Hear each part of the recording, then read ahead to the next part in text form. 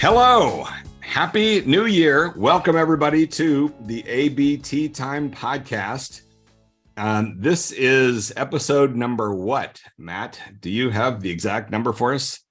I believe it is episode number 45. 45. Wow. All righty.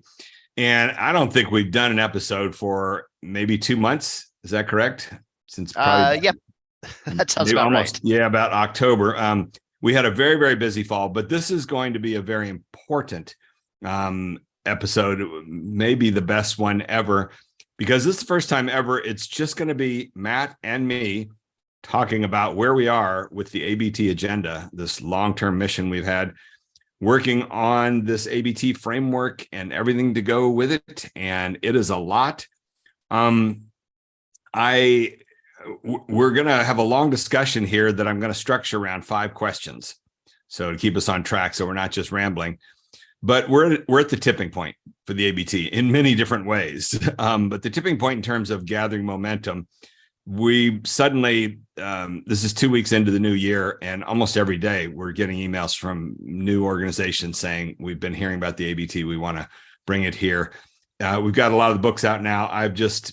We did our 10th book last fall, this wonderful 5th version of the narrative gym, specifically done with my wonderful co-authors, Marlis Douglas and Keisha Barr, both professors of biology, Keisha at Texas A&M and Marlis at University of Arkansas. And they've been part of our group of 20 or so people with the course for a couple years each for the two of them. And this book is really the bullseye now. It took 5 iterations, I think, for me to hone in on exactly what we wanted for the way to shape this.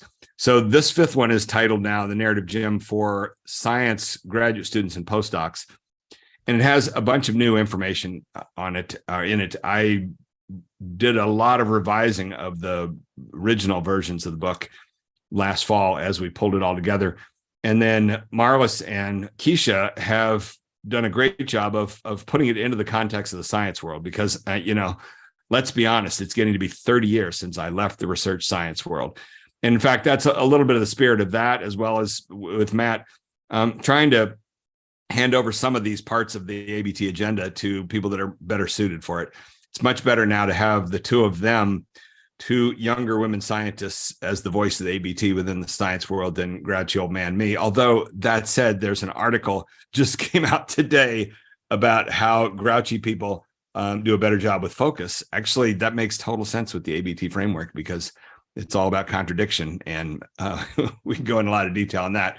I am wearing my Time Ball Hidden Hills tournament t-shirt. This is from the tennis tournament that we had in November that I did very, very well in. And if you don't know what time ball is, if you don't know what live ball is, if you're a tennis player, you might want to search those terms and learn all about them. I came in 5th out of 32 players in the tournament. That's probably the biggest accomplishment for me in the past year, most exciting thing. But on a much bigger scale, it's where we are with the ABT. There's so much going on now with the ABT.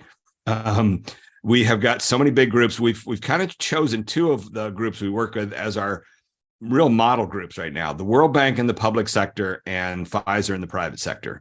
So we've been working with Pfizer for getting close to 1.5 years, World Bank for about 1 year, and they're both deeply connected on it. One of the great developments of just the past couple of weeks is the World Bank folks are going to bring Matt to Bangkok next month to work for a week at a conference they have there of 120 people. That's on the heels of what I did with them in Nepal back in September. So they're getting it and they're seeing the value of it. And we'll talk about that in a bit. And then the Pfizer folks are having me do a panel discussion on the ABT on February 7th. It's an internal thing called their Medical Grand Rounds, where we're going to have 4 or 5 of the people that have done the training there and been applying it to the talks they give. And we're just going to talk about why this is so powerful and so important. And so many other groups. We're starting rounds right now. Actually, tomorrow with American Fisheries Society, we'll be doing the 2nd round with them with their Climate Ambassadors program. So we did it about, I think 2 years ago right now, and it was so valuable to them that now they've got the next class of these climate ambassadors, I think 25 or so fisheries biologists that they spend a year getting trained in different communications techniques, and they opted to begin the year by having everybody get the ABT down. And actually, I had Julie Clausen on the podcast, I think last year, where she talked about it and said this great little bit about, I asked her, was it valuable to train everybody in the ABT at the start? She said, oh my God, I got to change everything. When they get together now and have a discussion, when somebody says a word like agreement, it has so much more meaning to it now than your average group talking about it. There's so much to agreement, contradiction, and consequence, and all these sorts of concepts. So that's all very fun and inspiring and continues to grow. So many other things. Matt, what else have we got that is cooking? That you're going to do some workshops with Caltech, their science writing program? That is correct. I'll be giving a 2-hour lecture or 1-hour lecture 1 week in April. Then the next week, we're going to follow that up with a ton of basically day-long workshops where I'm going to be working with dozens of students one-on-one to help them with their science writing. Whew. Amazing. Yeah. No, we're at a point now where a shift is taking place. Matt has been my quote assistant for about 4 years. And over the past year, things have been changing as he's really gotten a handle on the ABT. We're going to get into that in depth as one of these 5 questions. So we might as well get going on the 5 questions. So let's dive in with question number 1. And this is kind of reaching back to the very start, and each of these questions, brace yourself, Matt. I'm going to start by asking them of you, and then I'll give my take on it after you've Oh boy. said what you have to say. Yeah, exactly. I'll correct you and give you a letter grade on how good your ever the master, Randy. Ever the master. Exactly. Well, that was okay, but you could have done better. I will ABT your answer. No, first question is, why is it that the ABT will never go viral? The ABT will never go viral for a couple reasons. First, in order for you to understand the value of the ABT, why it's so important, you need context. And that context is generally life repeatedly kicking you in the teeth. You need to go out there, try to communicate, and keep failing in order for you to really understand the value of a better method of communication. You need to go out there and write grant proposals that never go anywhere. You need to go out there and get measures on the ballot that you want to get passed, but then do not get passed. You need to just fail over and over and over again before you're there's got to be a better way to do this. And unfortunately, it takes people a long time to get to that point for a couple reasons. One, because usually they're talking to their inner circle. And their inner circle, they don't have to do a lot of convincing for. They're getting a lot of yeses and nodding heads back when they're just talking to people who are already in the know. It's only that 10% of the time when they have to reach outside to the outer circle that they're getting any blowback. So since 90% of the time things seem to be working for them, and only 10% of the time is they're having trouble, why would they think that they need some grander form of communication? Maybe it's just everyone else that's at fault and not themselves. And then hang on now. Can you connect what you just said there with the Lockheed quote? Oh, yeah, exactly. So because 90% of the time everything seems to be working, and only 10% of the time when they're going to the outer circle, things don't seem to be working, they don't really think they have a problem. And that's the Christopher Lockheed quote. Nobody buys a solution. Yeah, sorry. Slow that down and tell us nice and clearly. What is the Christopher Lockheed quote? The Christopher Lockheed quote, and this is when he was on a podcast with Parkel talking exactly about the ABT and about this sort of thing. He said, nobody buys a solution without a problem.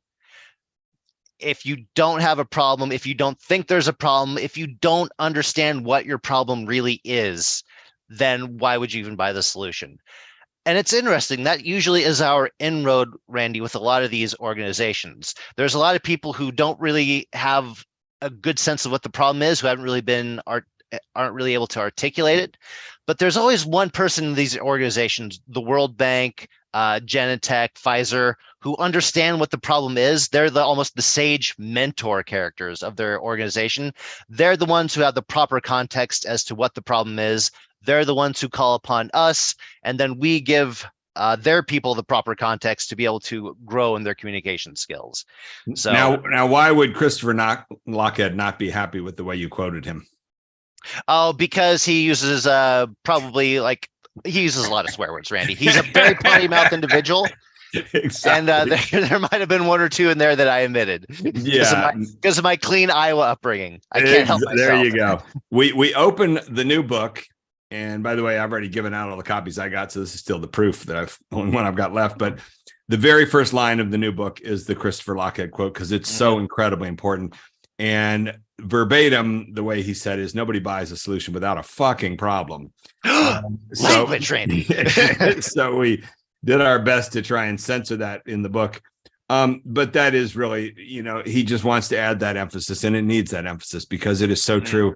And as you begin to absorb that at a deep level, as we've been working for a decade now on this problem solution dynamic that's at the core of the ABT, and you start to see it everywhere. All these people that aren't looking for solutions, they give lip service to it, but they really aren't going to buy any solution because they don't feel that there's a problem.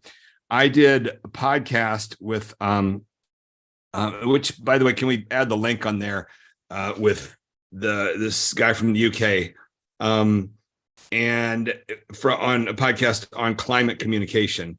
And in there, I dug in deep on what I feel is I'm really getting to the point where I feel this is the single most important paper written on science communication in the entire history of science communication. And this is going to be my life's mission to the end of time, is Michael Crichton's short paper, 3-page paper in New England Journal of Medicine, 1975, in which he said towards the end of the discussion, only in the 20th century has obfuscation become acceptable.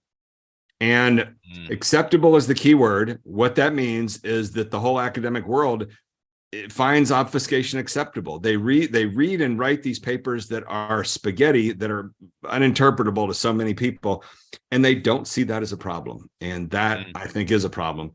But since they don't see bad communication as a problem, the Lochhead quote applies directly. You can come up with all the solutions you want, namely the ABT framework, and they're just not going to buy it. And that's been a lot of our journey, is a lot of these big groups, and mostly a lot of the high profile scientists that are on TV a lot. And I've had this explained to me by a major communications guy in the science world. I won't mention his name, but he said, you've got to understand, anybody who ends up on television begins to get it in their head that they're a brilliant communicator. It doesn't matter how much of a mess they made of their segment on TV. It's just simply undeniable. If I wasn't such a good communicator, CNN wouldn't have me on there every, few weeks or whatever. Those people are just impenetrable. I know a bunch of them. I tried for a decade to talk to them. They do not take any interest in anything to do with communications because they don't feel they have a problem. They feel that what they do is, if not great, at least acceptable. And there you go. That's the end of the game there. So that's a major part of that sort of stuff, really, of the ABT. Why this question I posed, why will the ABT never go viral? I'll give you a bit more on my take, which is that we formulated the ABT. I formulated it in December of 2011, or really November, just within hours after watching the South Park episode called 6 Days to Air. Sorry, the Comedy Central episode about the making of South Park called 6 Days to Air, in which Trey Parker had said, we have this thing we call our rule of replacing, where we go back into the script each week and ask ourselves every time we see the word "and," can you replace that "and" with a "but" or "therefore"? That was my aha moment in the entire journey. I instantly sat up and said, I've been through film school, had 4 or 5 writing courses. I've never heard anybody put story structure into such simple terms. And then began validating with friends of mine or screenwriters who said they hadn't heard it either, but it made sense to them. By January, the first week of January in 2012, so just a few weeks later, I gave a keynote address at the Alaska Marine Science Symposium. This enormous thing happens every year in January, at least did back then. I don't know about nowadays, but it was in a ballroom in Anchorage with 1,000 scientists. And I presented the ABT. That was the first time I presented it publicly. And the impact was immediate. There were a whole bunch of people that came up afterwards and said, what is this? What is this "and but therefore" thing? Can you repeat it again? Write it down. And there was a friend of mine who was there who wrote to me. I had to leave like later that day, I think, but he wrote to me a few days later and said, you wouldn't believe how many people began their presentations by saying, I'm going to start off with this ABT thing that Randy Olson presented. And then they would have their 1-sentence ABT. And that for a moment looked like, oh my goodness, it's going viral. If it did that, this one scientific meeting. Well, the truth was, my friend was probably talking about maybe 10 people, which would seem like everybody at the meeting, but probably maybe 20 out of 1,000 talks were, did something with the ABT. So it really wasn't going viral at that point. And then, but I thought it was great, and then began pushing and pushing. I gave the TED Med talk in 2013, and that today has 50,000 views, which is nice, but it doesn't have 5 million views. It doesn't have the 10 million views that the Winkler animated video has, which is, and even that, I don't know if you call it a viral video. But more importantly is that it didn't go viral over the past decade. I'm pretty sure will never go viral. And that's because you kind of need to have a fair amount of narrative intuition already to look at it and get it like that's important. And that's kind of the circular element, which is if you don't already have some instinct that narrative structure is important, then you're not going to look at this amazing tool and say, wow, that's valuable.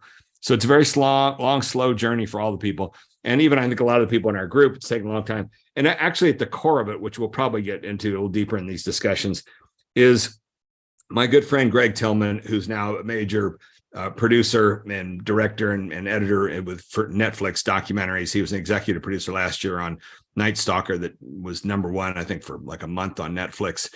And he and I went to film school together. He was a semester ahead of me. We had all the same writing courses way back then. They threw a lot of writing of story structure stuff at us, and very little of it stuck. It all kind of echoed for years and years and years, but we didn't get it. You just can't get this stuff that quickly at a very deep level. You can think you got it quickly, but it takes a lot of time. For me, Greg and I began to connect. Actually, interesting part of the journey. Around 2005, he gave me notes on my movie Flock of Dodos, and then again 2007 for my movie Sizzle, and both times it was an unpleasant experience. His notes didn't match anything close to what I was doing. And so we were talking two different languages, neither of which were talking the narrative structure language. We both had different visions, neither of which were that great. But by around 2010 or 11, an interesting thing happened, which was he went and took this series of really excellent screenwriting courses from UCLA Extension School from a guy named Corey Mandel, which, if you're really deeply interested in this stuff, I encourage you to search his name and look at the courses that he does. I think he's got a long waiting list on them, but they were excellent. And basically what Greg was doing was getting all the same stuff that we'd gotten 15 years earlier at film school. He was going through it again now more slowly. And now he had a world of experience of 15 years of making films and all these things, just like you were talking about there, Matt. It's experience. You need experience for narrative structure really to start to resonate, which is why we found it hard to get undergraduates to really understand, and especially high school students to understand why this is important. And so Greg began to catch fire with that. At the same time, I discovered the ABT and began to catch fire on that. And what that did was same thing, led me backwards to, wait a second, this is the stuff they were talking about back in film school 15 years ago that I didn't really understand. And then together, he and I began to have long discussions. And then 2016, I did my whole thing with James Carville, trying to get the Hillary Clinton campaign to open up their minds to the fact they had no message and that the ABT is a tool to help you find your central narrative core. And they were so and running breakneck speed, inner circle, everything else like that. They couldn't even begin to listen to what we had to say. But that said, Greg and I had hours and hours and hours of discussions, phone discussions about the ABT and what he was learning in narrative. And he began to apply it in the documentaries that he was making. And he edited a great film that's on Netflix called Operation Odessa. And one of his experiences with that was he put the ABT structure into the opening title screen. And over the course of a year, all the producers and the directors and everybody rewrote the entire thing that he wrote and changed every single word in it, but never changed the ABT structure. The thing opened by saying, these guys were this and they were this and they were this, but they were never this. Therefore, here's the story. And that was another one of these major experiences. Like, wow, this thing's really powerful. And now in the last year and a half, 2 years, he's calling me up routinely and saying, I'm using the ABT day in and day out now, working with people on these documentaries, trying to find the structure. And so he's become very enthusiastic about it. But the important point of telling that whole long story there is to understand that in the beginning, we had so much friction because we weren't speaking the same language. He was trying to give me notes on my film, and I didn't, know what that was. Now we speak the same language, the ABT, and it's so constructive and productive. And I say this because a lot of these groups we're working with now, they're beginning to see that. And we'll get deeper into this in a bit. But that is one of the most powerful things of the ABT is a bridge between different disciplines. But the bottom line is that if it took us 15 to 20 years to start to really grasp this narrative structure, and you've seen it, you've been intensely incubated for 3 solid years now in this course that we're now running the 30th and 31st rounds of it. And day in and day out, you've been incubating this stuff. And I saw it with you. It took you 6 months to a year to start to see that this was interesting. Yeah. And tell me a few words about that, the first year working on the course. The first year, oh man, that was a blur. Well, yeah, it's a heck of a learning curve. Even with my screenwriting background, even with everything I already knew about story structure, it was a heck of a learning curve. And that's probably due in no part because there's this big wall that was like, oh, well, I don't know anything about science. How am I supposed to be able to like break through and learn about this? What the moment for me was once I learned that it's all about structure, and the structure for this is so similar to like screenwriting structure, and just all you have to do is learn that structure language, learn the tools, and then that just paves the way for you to just like accelerate forward. Actually, let's take one moment there to make a couple of definitions here, especially for anybody listening to this who doesn't have the big background. The 2 key words that you're talking about right there are content versus form. Right. And those are words we didn't use a lot in the beginning and then began to emerge, and we began to slowly realize. And as you're saying, you were intimidated because you didn't have any of the content. You still don't. You have no science background. Yeah. What good are you? I'm your resident member of the outer circle. I know nothing. Exactly. How in the world can you presume to think you could help a scientist with communication when you don't know their particle physics field or whatever it is that you're trying to work with? We'll get into that in depth as well. But that's exactly right. The only thing that you had a background in, which is what we now say to all these groups, the only thing we're here to help you with is form. We can't help you with your content. I don't know anything about rivers in Bangladesh. I said that to the World Bank people in September when I went there to Nepal. I can't help you at all with your content, but turns out this form stuff is really, really challenging. So exactly. Tremendous. And then you've just followed a whole arc of learning curve as you've gotten deeper into it. And it's been fun watching you catch fire, which is what we're going to get into as well in a bit. Let's move on to the second question, which is why haven't it's been 10 years, no major journalist has written anything about the ABT. There really has not been any sort of feature article or anything like that. We have 10 years of these testimonial emails from people like, oh my God, the ABT is so powerful. We just did this. And this happened at Pfizer. Last spring, we did a round of the course, and there were 2 people in that group that I set to work with, and I did 3 sessions with them and made over their big talk they were getting ready to give. They gave the talk, and one of the bosses wrote to another boss and said, what is this? What is this? I've never heard a talk here at Pfizer that's this clear and structured or whatever. I want to know about this. And that fellow brought us in, and we're now working with his group as well. So we've seen that happen. And yet no journalists have written about this in 10 years. I've talked till I'm blue in the face with a number of them, trying to convince them this is something really powerful and important. They have not gotten it in the least.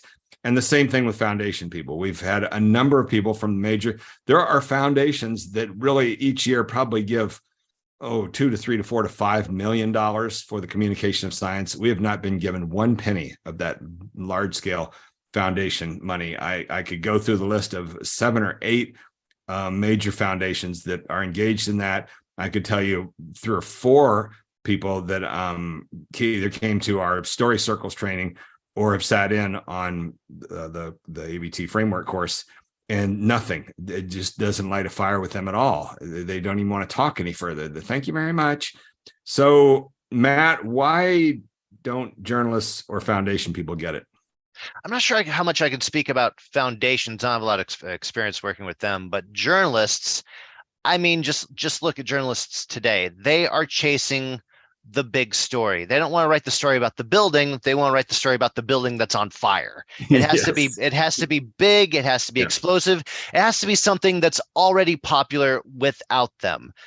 Journalists these days are not trendsetters. They are trend followers. They only follow the stories. They do not forge new ground and help to create them. They're waiting. Okay, that's so interesting. You're making me think of something. Way back when I was in film school, We were all there for 3 years at USC, and then we all made our student films and got out there and won awards at film festivals, and then waited for the Hollywood people to give us careers.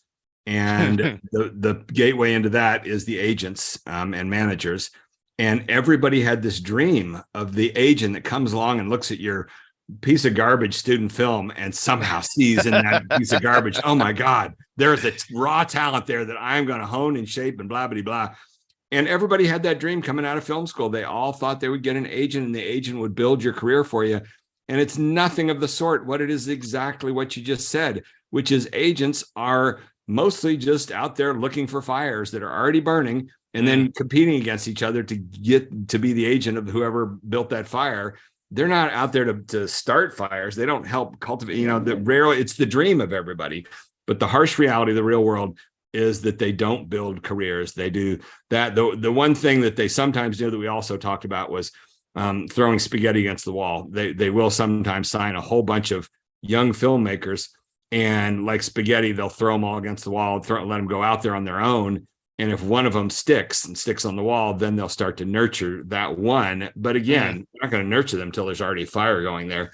So that's an important little parallel to what you're talking about there, because this is nothing to get furious at all these people involved in. It's just in the human genome. That the ranks are filled with these risk-averse people. And there are just as many risk-averse people in the journalism world as the foundation world as Hollywood.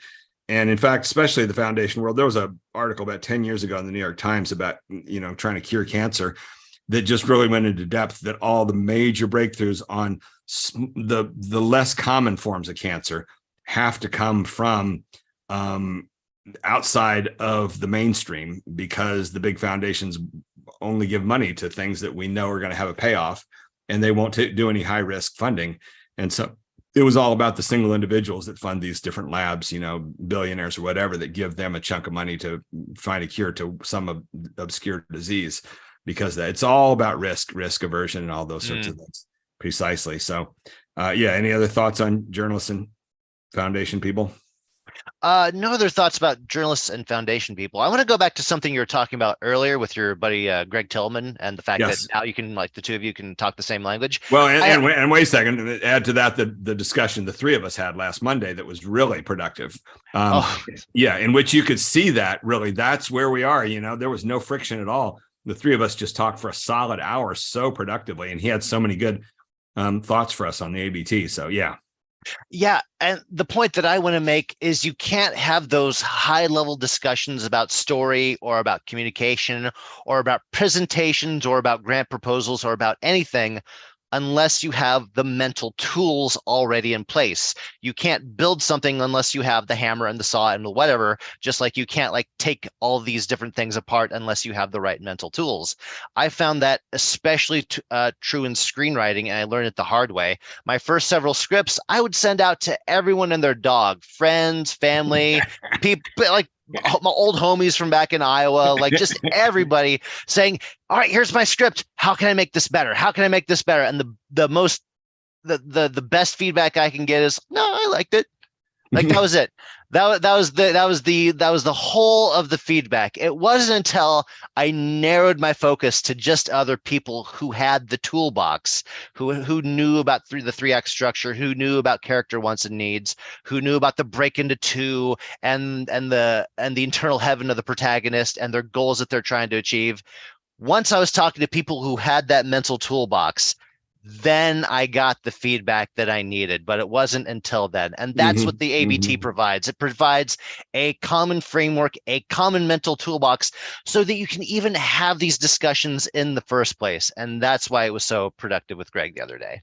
Yeah, exactly. And that's going to lead in my third question, but just one more little tidbit to add to that. This is so fascinating. This is part of why you and I have worked together so well for 3 years, is because before you were doing that, sending your scripts to all your friends and family, 20 years earlier, I was doing the same thing. And for me, I was doing it when I was a professor at the University of New Hampshire, a biology professor. And my first year there, I immediately knew that I wanted to pursue this different direction.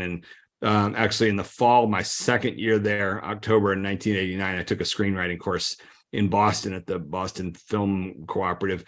And that really lit the fire. And then I began writing screenplays and sending them. And then also I wrote, like 4 novels as well and tried to get those published. So I went after the media world night and day and relentlessly, and then just ate all that massive amount of rejection. I knew that was going to be involved in it. I'd already done the science career. I knew how much rejection was involved with science. So I was braced and ready for it. And I unfortunately had a thick enough skin from having done the science career. I was in my mid 30s. But that said, yeah, I just had all these classic rotten rejections from Hollywood and from literary people. And I remember every once in a while, one time in particular, I remember I'd get on the phone with some literary agent or some editor with the books in particular, and they'd be trying to tell me that, it wasn't good, it wasn't publishable. And I would get in these arguments. I said, no, I know there's an audience out there for it. I know it's really good. And they would say, what makes you so sure? And I literally 2 or 3 times I said, I'm positive because my mother loved it. She read this, and my mother thought it was one of the best novels she has read in like years. And, just being kind of sadistic and listening to them. And then they would launch into set lecture.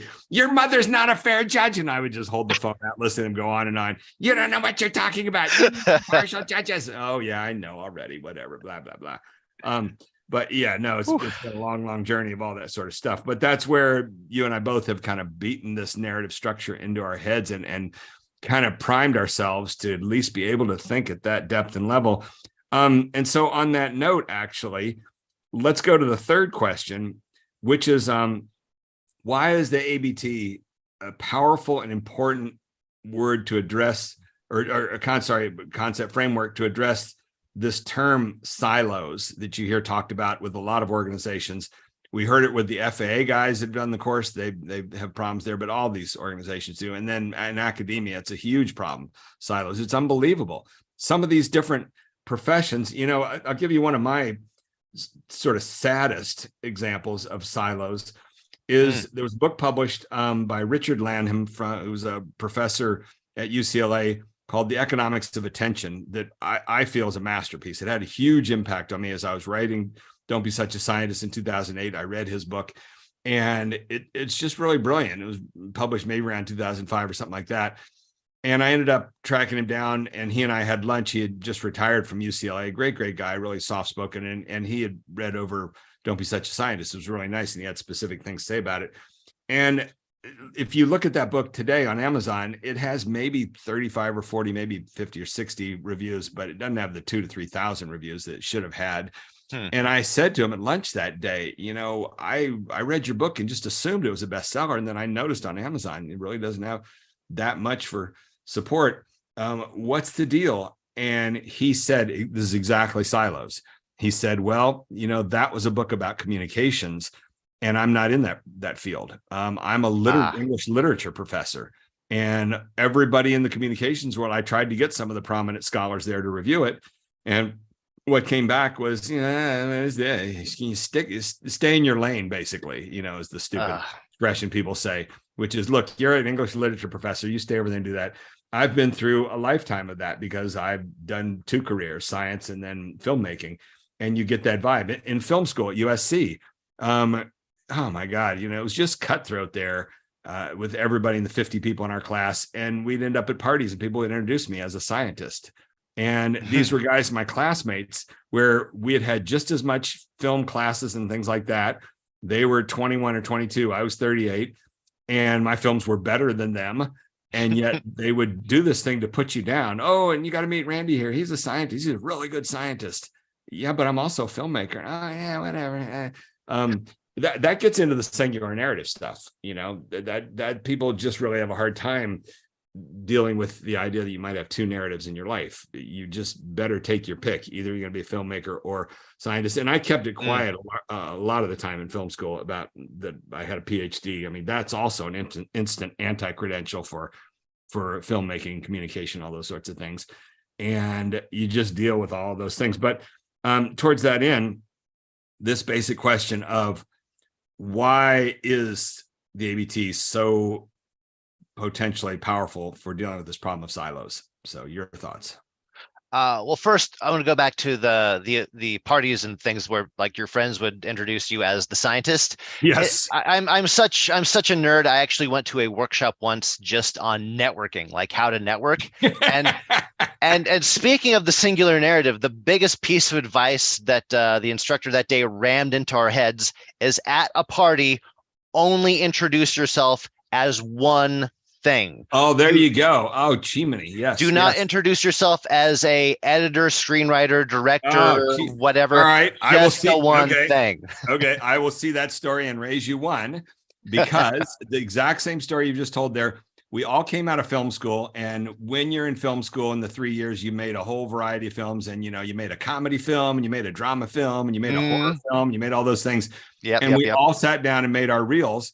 And on our reels, we put a sample of, oh, look, this shows I could do a comedy or I could do a horror, I could do a drama. And then I got to know this one agent's assistant at ICM, one of the big agencies. And he was the guy he worked for represented below the lines guys, namely cinematographers. And he explained to me finally one day, he said, look, we have a shelf there with all these reels. And we've got our comedy shelf. And those are all the cinematographers that know how to shoot comedies. And you plug in their demo reel and there's 5 minutes of clips from all the comedies that they've shot. And then we've got our drama guys, blah, blah, blah. And nowhere do we have a shelf of jack of all trades. And that's what you're trying to do with a reel like that, to try and show that you can do a bunch of things. That's the same thing you're saying at a party. I could be an editor, I could be a production designer, could do that. No, we want, give us the one thing. God, that is such a good example because that's gets back to our fundamental challenge of the singular narrative. And this is a huge challenge we've got right now with the World Bank folks. And intuitively, starting in September when I ran the workshop over there, and that was so great, and they're so smart. But from the first moment, they all had a problem as I began talking about the singular narrative. You need to boil everything down to a single main problem you're working on.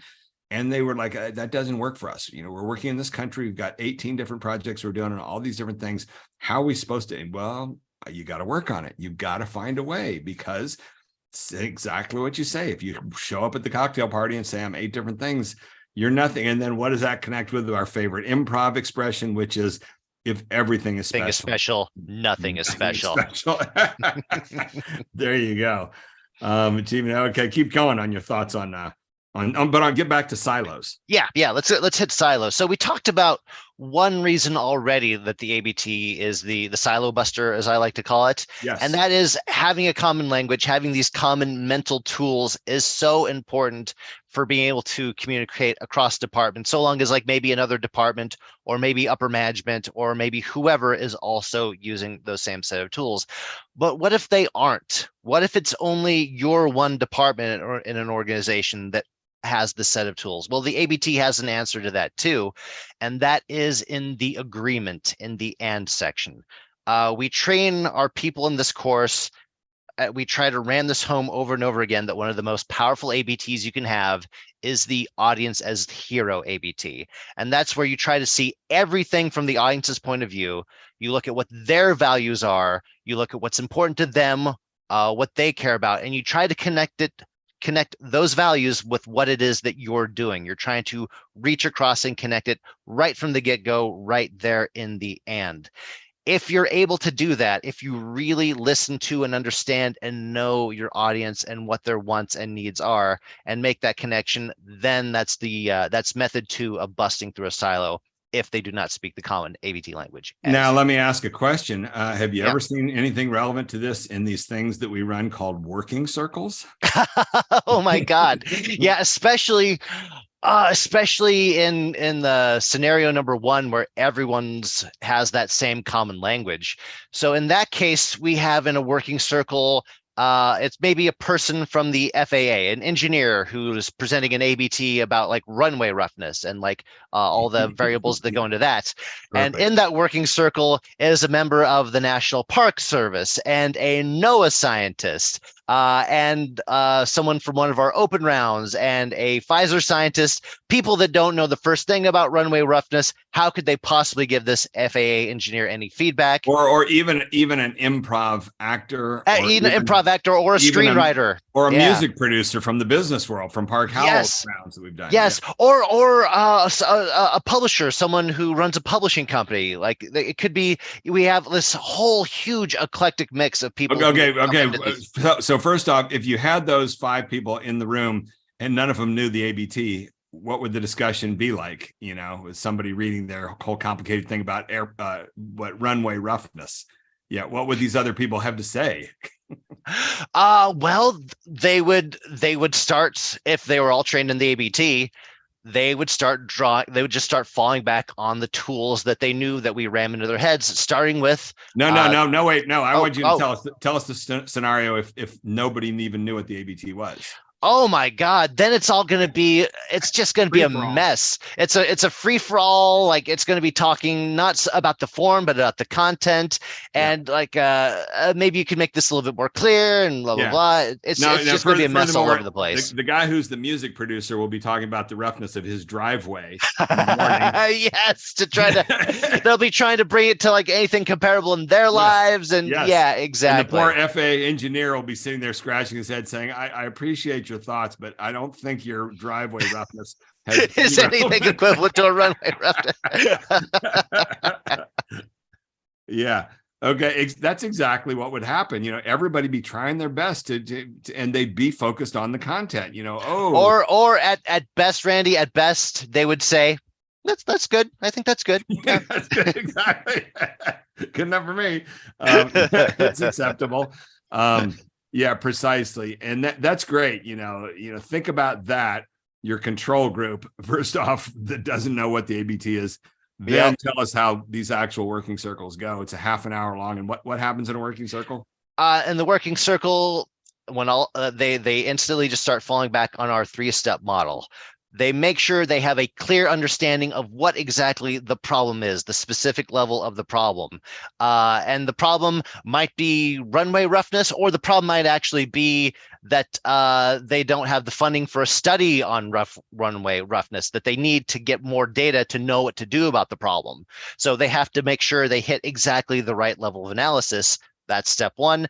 Step 2 is what I was talking about earlier, the agreement, the shared values, finding what exactly is at stake. Why is this important? Why do we need to know about runway roughness? Why do we need more information about it? What are we going to be able to do with that? And if it turns out, if we knew more about runway roughness and how to deal with it, we could save millions of dollars in wear and tear on airports and airplanes. You know, that's such a good point, because it's such an obnoxious question for somebody in the group to say, who cares? And yet, if they know the ABT framework, then they're saying who cares from a very deep place. And furthermore, the guy with the runway roughness narrative knows when they bring it up. You know, look, I hate to say this thing, but this is that thing that always comes up. Who cares? And then the person will go, oh God, you're right. You know, I haven't done enough here to plant in here what's at stake. Yeah, exactly. It makes all the difference. That question of who cares with 5 people that don't know anything about the ABT is really obnoxious. But with 5 people, you see that's going back to this divide with Greg, that 15 years ago, like, he would say, who cares? And I didn't know that was such a fundamental question. I just find it insulting. And I'd say, you know, why are you asking that? I don't know.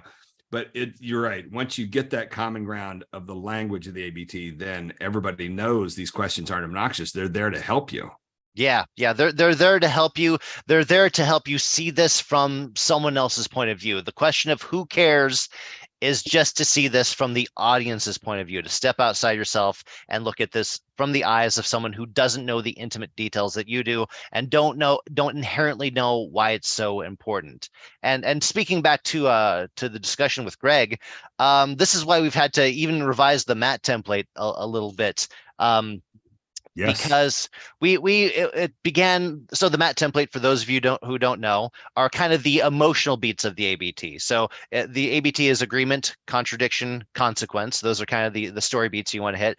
But emotionally, what you kind of want to hit is heaven and heaven, but hell, therefore action. You want to set up this great heaven for the audience to aspire to and be like, oh my God, that's so aspirational. That's something that we want to achieve. That's great. Then take that all away with the hell of the but here's reality. Reality is terrible right now. It's such a contrast, a narrative contrast from the great heaven we could have. Therefore, here's the action we need to take to get out of hell and back into heaven. Well, there's been a little bit of confusion about the heaven and heaven part, and Greg helped us clarify this.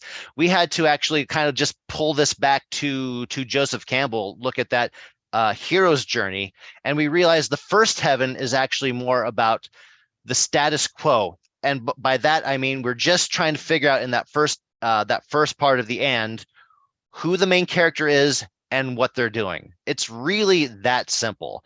In Star Wars, the main character is Luke Skywalker, and he's out on a moisture farm. That's it. And it's the same for like it'd be same for our FAA engineer. We're a research group at the FAA, and we're trying to find out more about runway roughness qualities. We're just trying to set up the main cast of characters and what they're doing.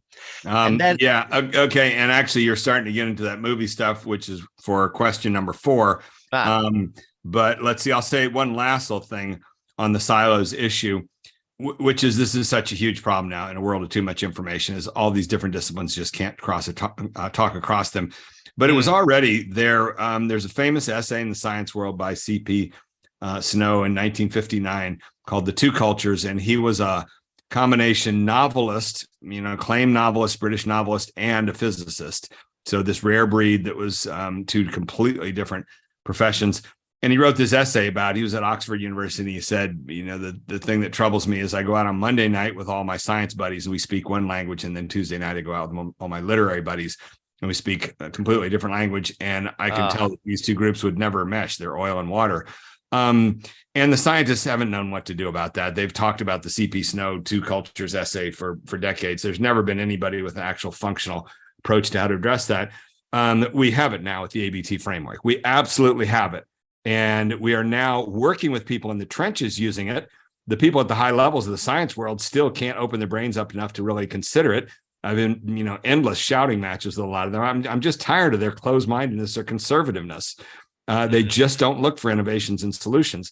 But we don't care anymore because we're so busy reaching all these different groups. And again, I say, starting with World Bank and Pfizer, but lots of other organizations. And just last week on Friday, I got contacted by probably the biggest group involved in trying to save Amazon rainforests, an enormous organization. I'm not going to say who, but one of their communications people. And they said the problems they're dealing with now are a nightmare of all these different stakeholders and different cultures and all these sorts of things. And they can't get anybody to talk across different disciplines. And then we talked at length about this. And she said, we've come across the ABT and this seems like the tool that we need. And I said, yes, absolutely, because that's it. It's agreement, contradiction, and consequence. But mostly if you get the key people that are involved in the disagreements to learn these basic, simple elements of the ABT framework, you give them a common ground that they can be working constructively on things. They can have hour-long sessions where people walk away. Yeah, we got to something. We figured out what our problem is. We figured out some of these elements of the setup and the if-then and those sorts of things.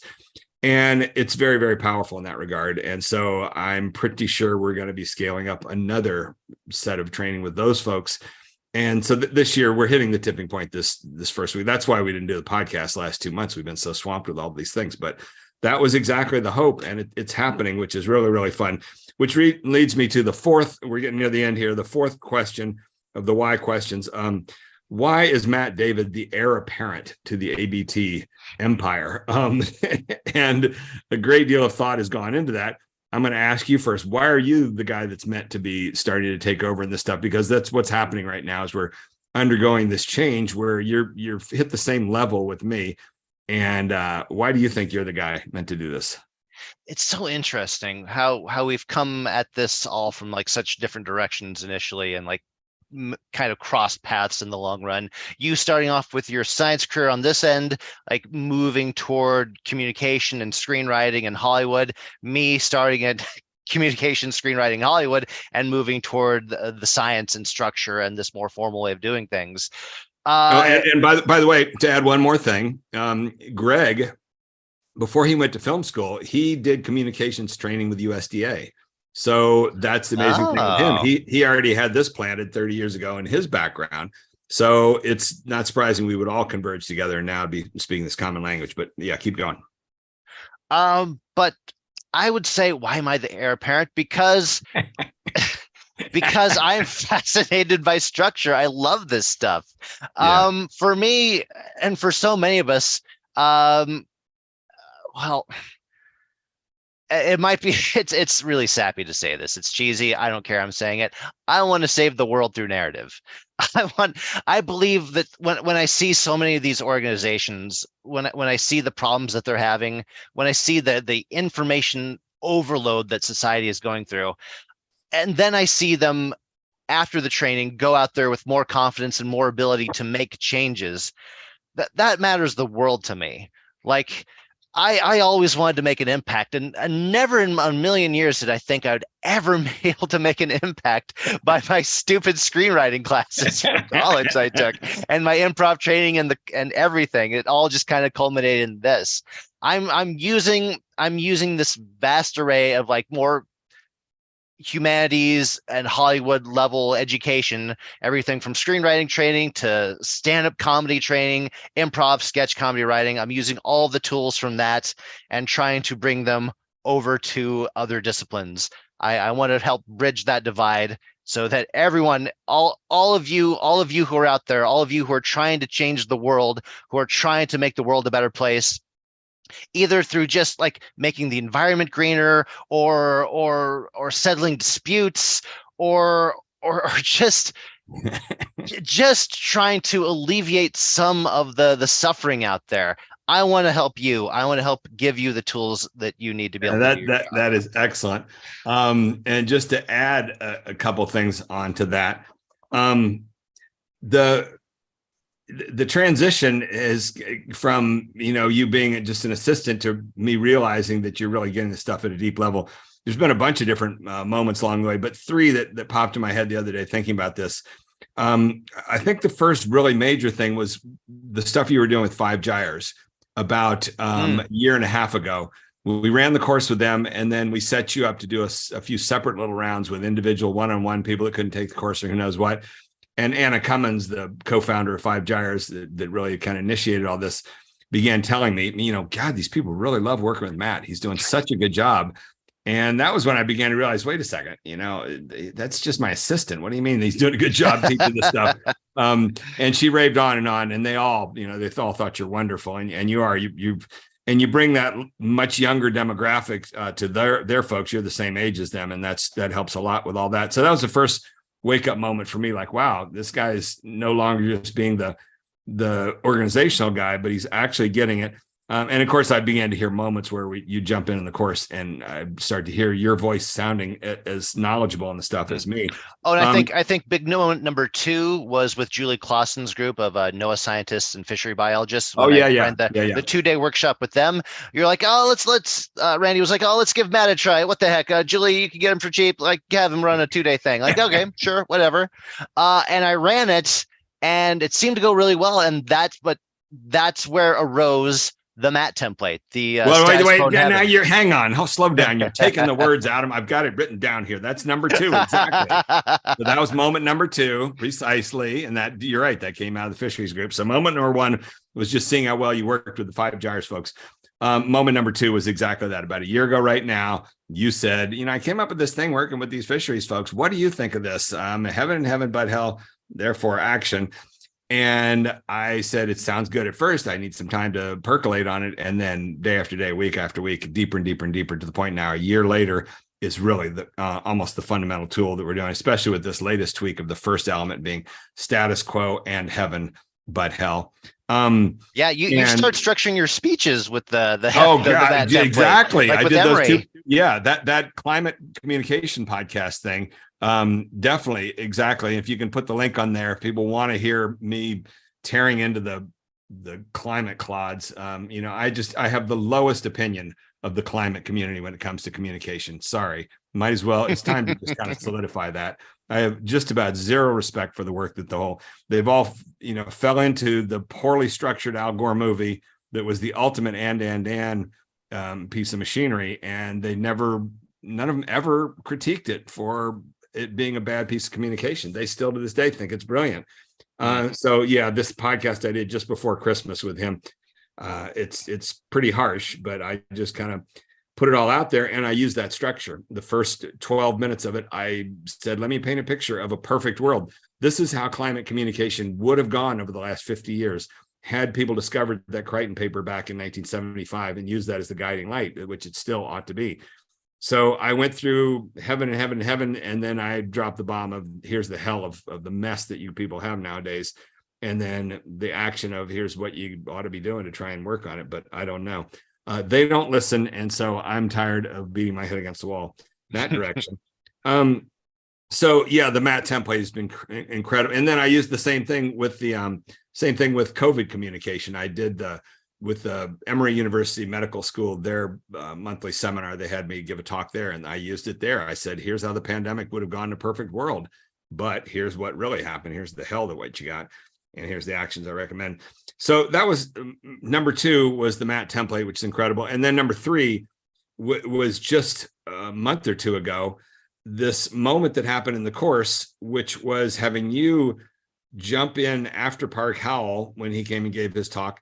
And he kind of tweaked his presentation and focused a lot of his time on the first part of the hero's journey and the first act, basically, and using the Winkler template. And then what you did was, much to my surprise, you said, wait a second, I know at least 3 good movies where we can see those elements right there in the movies. And so you applied, we had Park run through the basic theory of what was going on there, and then you applied in really powerful detail in the movies, Star Wars, The Hunger Games, and The Matrix. And then separately on, I think, what Doug Passon's podcast, you added one more to there with The Wizard of Oz. And so and that one came out by accident. Yes. And that whole presentation, we had you do it about 4 times, I think, total now with Park. And each time you do that, I listen, and I think you're so fluent in the ABT now. And that's where you and I are, I would say we're equal now. We're not identical. And this is an important thing. Long ago, there was someone from the feminist movement who said equal doesn't have to mean identical. And I think that's such a good phrase. And you and I will never be identical because you don't have the science background, but we're equal in our ability to work with these groups now with the ABT framework, because you've got the screenwriting background and you've developed some of your own things separately. And some of these elements, you've got a deeper handle on them. And like those movies, I couldn't have done what you did with those 4 movies and spotting those elements of structure in there. So all of that is very, very powerful. It comes from being a structure nerd to the core. That's me. Well, exactly. And not as much for me. That's why a lot of that blew by me in film school. There were structure nerds in film school that just loved to break down movies and, show you the 5-act structure of this movie or that. That didn't fascinate me that much, but I learned over time how important it is.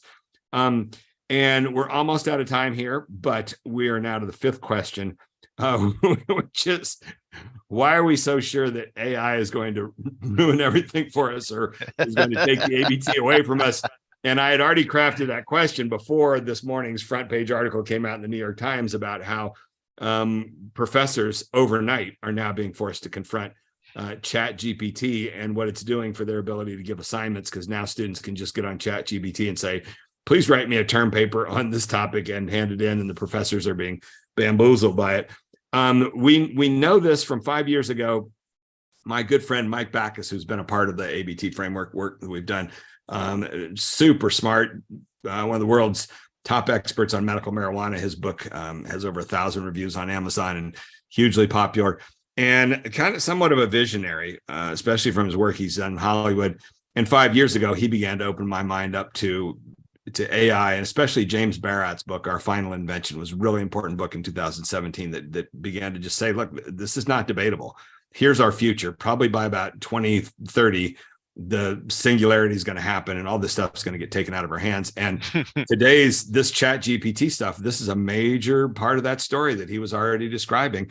All of a sudden, these professors are scrambling. So it's right there in the predictions. And my friend Mike Backus, who instantly got it on the ABT and felt it was super duper important, but he also said, might as well brace yourself. What's going to happen is you're going to propagate this thing. And then finally, one of these journalists finally will write an article in a high profile venue. And when that happens, then machine learning is going to spot it in the New York Times, take over and run it through the world's body of literature in one night, probably, and generate far more knowledge probably on the ABT framework than you and I have been able to chisel out and the other people in our group. So that day is coming. The question is, how quickly can they really get the human element to it? And what we saw this morning with this article in the New York Times, I think, is, well, give us your take on what I say there. Why is it going to take a little bit more time still for AI to take the ABT out of our hands? From what we've seen so far, I think the AI like ChatGPT is going to be really good at the first level of the ABT. So yes, the first level of the ABT is just getting the words right, getting the kind of basic information in there, the and, the but, the therefore. I think that's coming really sooner than later. But I don't think it's going to get the second level for a while, because the second level, a big part of it is really going to require context. It's really going to require answering those two questions. Well, okay. What you're saying right now loops us back to how we began this discussion. This is great. I hadn't even thought about this, but the beginning thing was, why won't the ABT go viral? Context, yeah.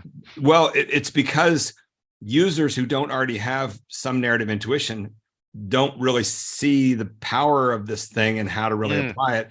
When I started working with Genentech 5 years ago, there was one guy there in their bioinformatics group, a super smart guy that works on, as a side interest, he's involved with sentiment analysis, that is sort of analysis of language using the dimension of sentiment. And he took an interest in the ABT, but he never really quite, came back with any interesting thoughts for me. And he's not like a storyteller. He doesn't have the intuitive dimension on it. I could see and could feel. And until you get that, you don't quite get why it's important. And we're seeing right now, our good buddy, Bob Wilson from Syracuse University in geography department, who was one of the 4 people we had on the podcast last year, talking about how he's been using the ABT in his courses in geography. And he sent an email just a couple of days ago where he ran a couple of questions through ChatGPT about the ABT. And what came back to him was the definition of the ChatGPT gave an explanation of Randy Olson's ABT narrative framework is this and that, but it said it is a tool for scientists to communicate their research. And that tells us everything about where ChatGPT is right now, which is that if ChatGPT were to look at ABT and have enough brains to itself to think through, it would have said, this thing is a universal tool that can be used for all these different disciplines. Because what we know in our group is Park Howell, our business guy, has never used it for research studies. He uses the ABT day in and day out now for branding and all this sort of stuff, working with companies. And Doug Passon, who's now using our lawyer guy who co-authored the law book with me, he's never used it for research studies. And yet what came back from ChatGPT was a definition that only mentioned that it was for scientists. And I think that tells us that ChatGPT is not synthesizing thoughts yet. It's just a conversational version of Google, it seems to me. And it's not synthesizing, it's only synthesizing thoughts that kind of break through at least a little bit to the mainstream. So the one thing about the ABT that has a little bit broken through the mainstream is that it's used for science and science research. Business hasn't broken through, law hasn't broken through, all these other aspects of the ABT hasn't broken through. And this was a key point in that New York Times article, that all these professors who are scrambling now because they're worried their students are just going to use ChatGPT to write term papers for them.